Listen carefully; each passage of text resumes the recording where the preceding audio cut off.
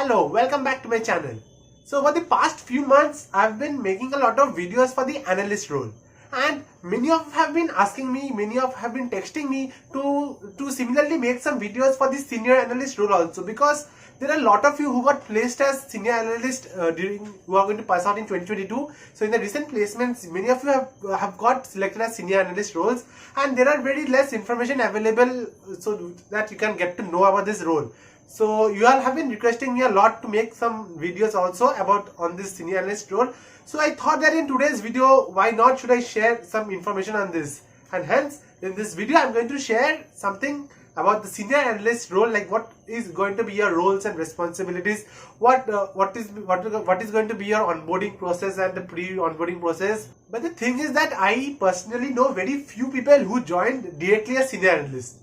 So the information which I have, I don't have too much information, and I have tried to gather as much as information which is possible from me from various sources, and that is what I'm going to share with you all. So I'm going to share as much as I know to the best of my knowledge, and don't comment over here that this is wrong wrong info and all this over here, because I'm trying my best to gather whatever information I know, because as I've said, I know very few people who have directly joined in this role. So without much delay, let us start this video.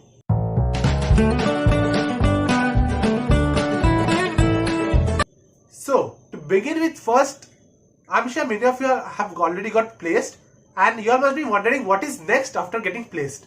So you all have got placed something around the month of say October, November. Now in the month of February, March, April, during that period you are going to have something which is called adapt training.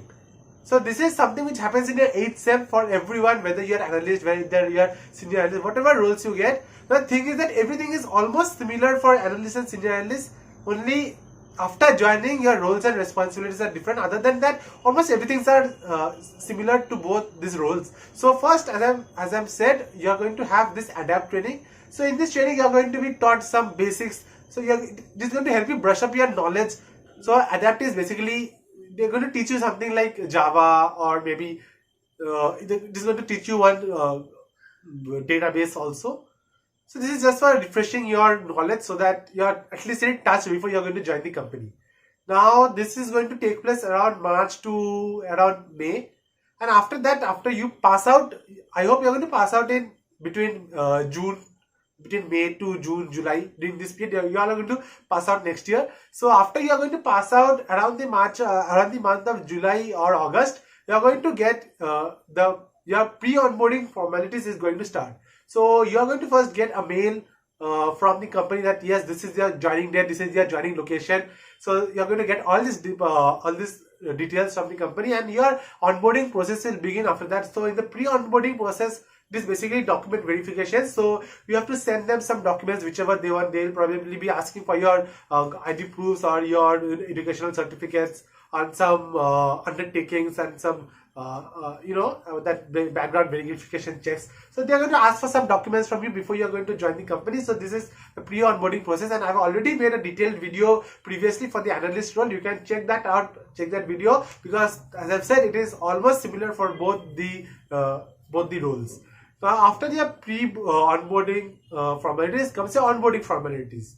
Now for the onboarding formalities, it starts from your date of joining. So on your day of joining, basically your identifications will happen, and over the next 2, 3, 4 days, people from different BUs, people from different HR units, from different units, from the HR department, as I've said, from different business units, they are going to come and they are going to take orientation sessions. They are going to speak about what are their roles, what do they do in their own units, what are their responsibilities, what are the policies in the company, what are the policies in their units. So they are going to discuss this for the next 2, 3, 4 days. So about for this whole pre-onboarding and the onboarding phase, it is going to take about 2 weeks for this whole phase to complete.